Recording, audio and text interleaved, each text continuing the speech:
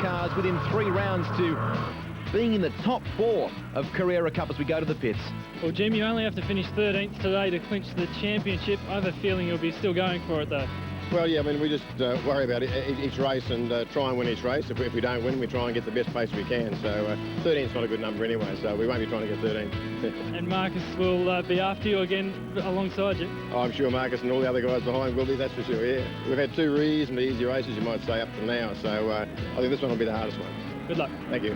Pretty relaxed Jim Richards before what could be the deciding race of the championship, and he makes the best possible start too, Cameron McConville, heading toward the first chicane. Yeah, nice comfortable buffer there from Marcus Marshall, and Marcus will inevitably have to slot in behind him as he does. Let's just hope they all get through this notorious first very tight chicane here at Indy.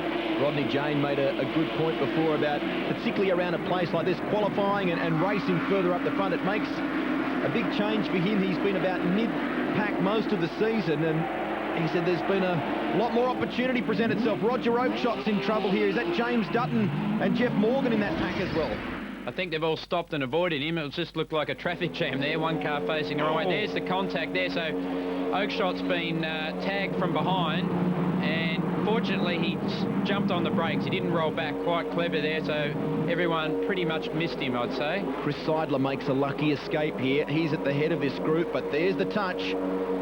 And is that James Dutton that may be involved in that? I think it probably was. I think it may have been James Dutton that turned him around. Greg Keen's in this pack too. Oh, Keane takes evasive action. So does Peter Hill. That was, I guess, a last-minute call, but Peter made it perfectly. Kevin Murphy would have been stressing out if 2 Mossimo Braun cars had been taken out in turn 1. Hill keeps that pace up now, finds a spot, gets by Greg Keane on the inside. That's Chris Seidler up ahead of him. So we head back to the front of the field, and Jim Richards has pulled clear here on cold tyres. The Izod Sportswear entry is Dean Cook. Getting a little sideways, the blue and orange entry, that's young Clark Quinn as he chases Peter Fitzgerald. Oh, lots of attitude from that car.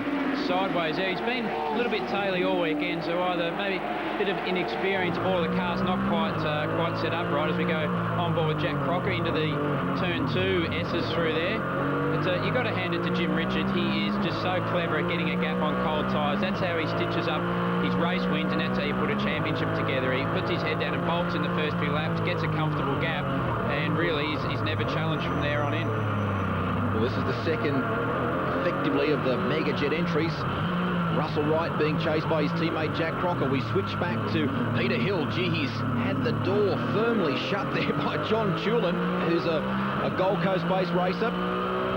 Driving very well too, I've got to say, John Trillin. He's moved a little bit further up the field. Now this is Clark Quinn comes out there. Oh, just tags the wall. Now the mirror, that's replaceable, but we'll have to see whether that guard may have been pushed onto the tyre there. That's unfortunate for him. Charlie O'Brien talked earlier in the show about having a tyre pressure gauge, a faulty tyre pressure gauge. I wonder whether Clark's tyres may not either be up to temperature or have enough pressure in them. John Tulin finally passed by Peter Hill. Here comes Charlie O'Brien as well. Oh, O'Brien in trouble under brakes. He's going to run straight through the chicane there. He doesn't really gain anything from it, but will the officials take action? We'll find out on the other side of the break. This is Trackside. Now we're down to 3. Welcome back to the streets of Surfers Paradise. This is round 8 of the Carrera Cup as we put you in the thick of battle between Peter Fitzgerald and young Clark Quinn. Prior to the break, we saw an incident in the early part of this race between James Dutton and Dr. Roger Oakeshott. We understand the officials have looked closely at that, and Dutton may be about to serve a drive-through penalty, so we'll keep an eye on that one. Clark under pressure from his dad in the background here as well. Big lunge under brakes. Oh, he's been lucky to pull that one off. Has found a spot on Peter Fitzgerald, but that was right at the limit of adhesion there, I think. Wow, he went in so deep under brakes. He had his foot flat to the floor as Fitzy was hard on the brakes. So someone as smart as Fitzy would have checked the left mirror, seen him having a massive lunge, and whether he was right or wrong, had Fitzy turned in, he would have nailed him. So it was a smart move to let him go, and now we'll have to see if he can get away from Fitzy. But certainly driving this car at 9.5 tenths, that's for sure. That's the thing about Clark Quinn. He's got that no fear factor that often a lot of youngsters have. 21 years of age. So we switch back and look at Charlie O'Brien, who's found a spot. Made a move on John Chulin. Greg Keats in the background there. I think that's Andrew Taplin as well. His car getting a little sideways on the exit. Stephen Bornas bringing up the tail of that group. Here's Keane now on John Chulin. Avoids contact.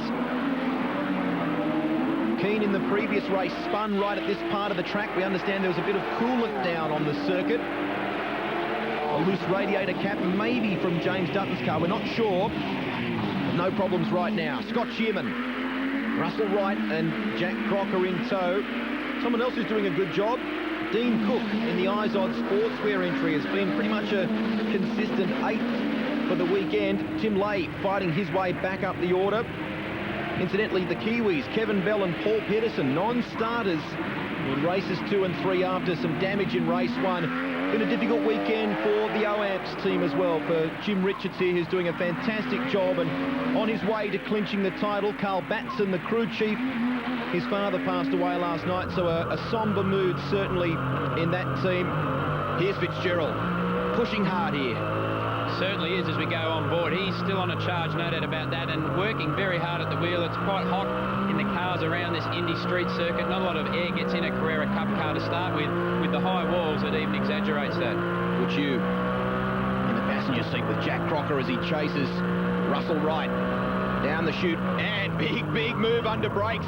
Can he hang on to it? Doesn't just.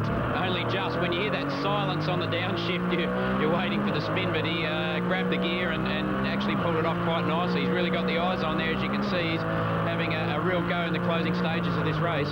Face of intensity from Jack Crocker, but what about this man? What a season. 21 of 24 races belong to Jim Richards. He won 6 of the 8 rounds so far. He is the inaugural Carrera Cup champion. Well done to the OAMPS team. 2nd to Marshall, 3rd to Clark Quinn. Marcus, the arch enemy, he got you and he's won the championship. Yeah, I mean, Jim's done a great job all year, and it's always going to be hard, and if I beat him, it would just be like a big wow. But, I consider the guy, world class, world best up there. Valentino Rossi and Michael Schumacher, and I think Jim Richards is 3rd,